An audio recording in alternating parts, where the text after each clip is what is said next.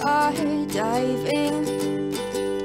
Hope comes and stops us in our tracks. Bravely we prove in our striving, trudging together each day. Where there's a will, there's a way.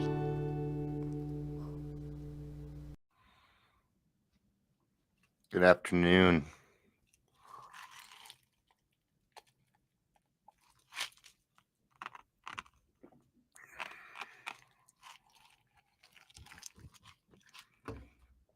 Just going to give it a little bit, let people show up.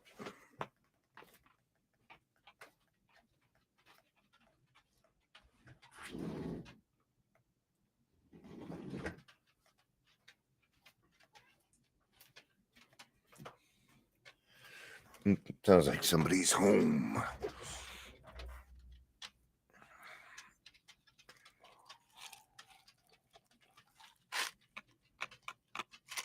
So it looks like we got through Christmas, okay, huh?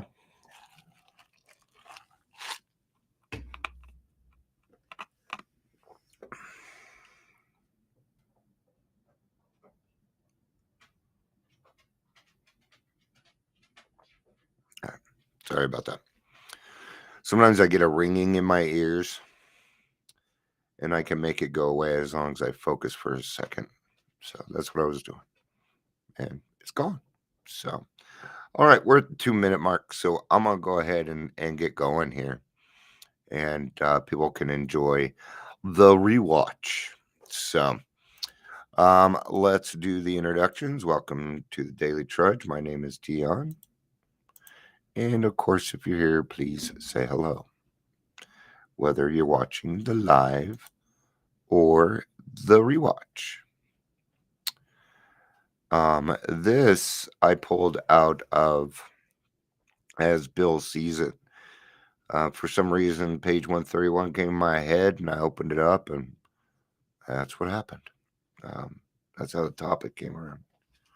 Had a little bit of a hard time right now.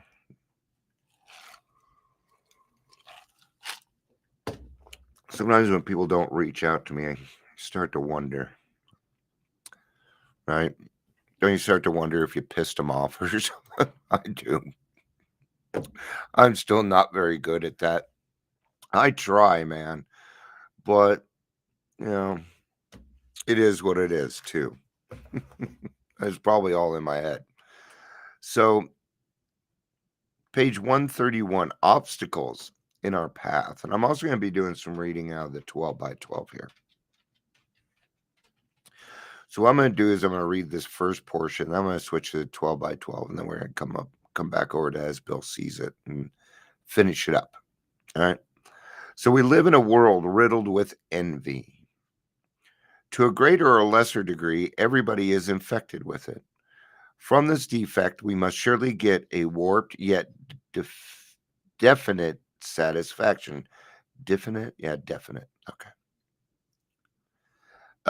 Else, why would we consume so much time wishing for we have not rather than working for it, or angrily looking for attributes we shall never have instead of adjusting to the fact and accepting it? So sometimes we're going to feel our own inadequacy, and that's okay. And we get to do a lot of neat things. So don't be surprised if every now and then you're going to find your limitations.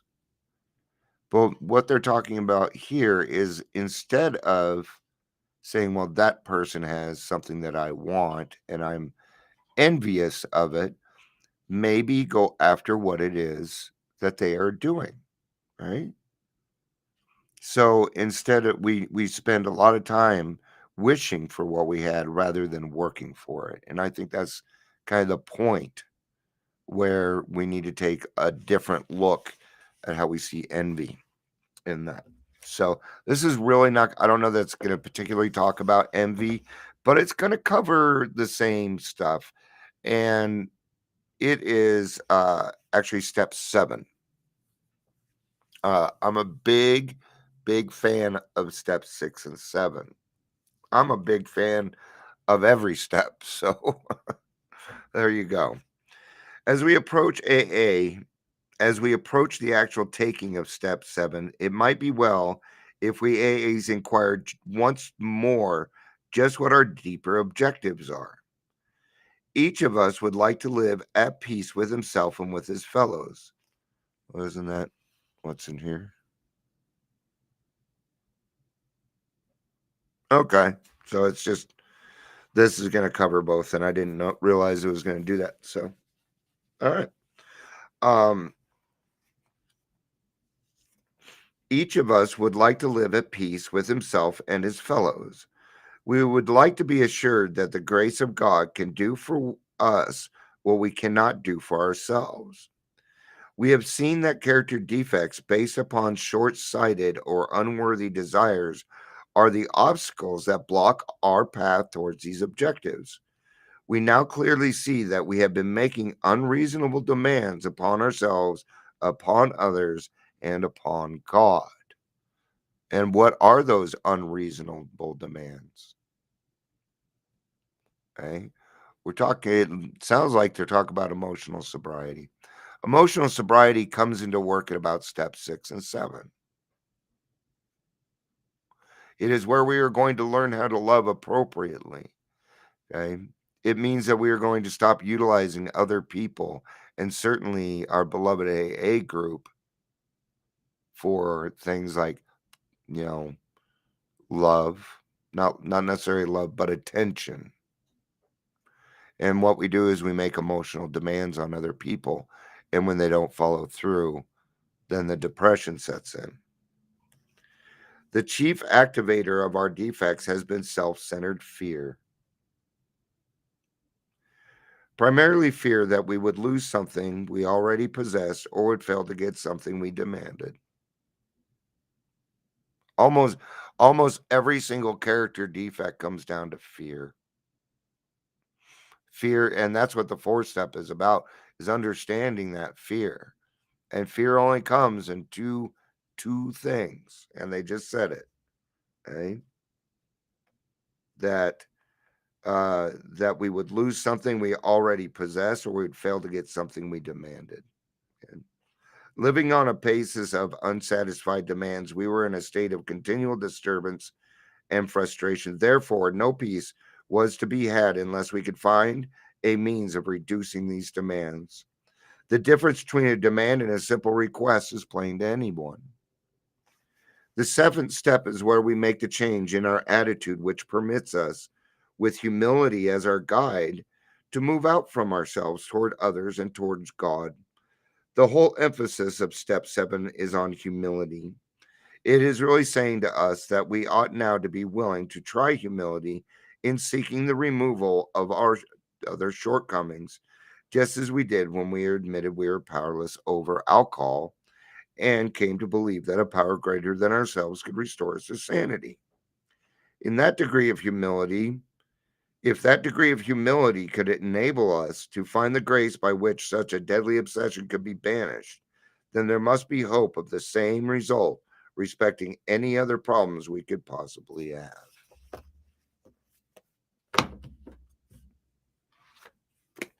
So the answer to obstacles in our path is action. That's going to be one thing, right? Action. And then they just said it. And of course, it slipped my mind. Humility. Good day. Humility. So throwing some humility in there and be humble in everything that we do. All right. Thank you for being here. I appreciate everybody. I hope everybody enjoys the rewatch. I love you guys. Peace out and have a day. Bye-bye.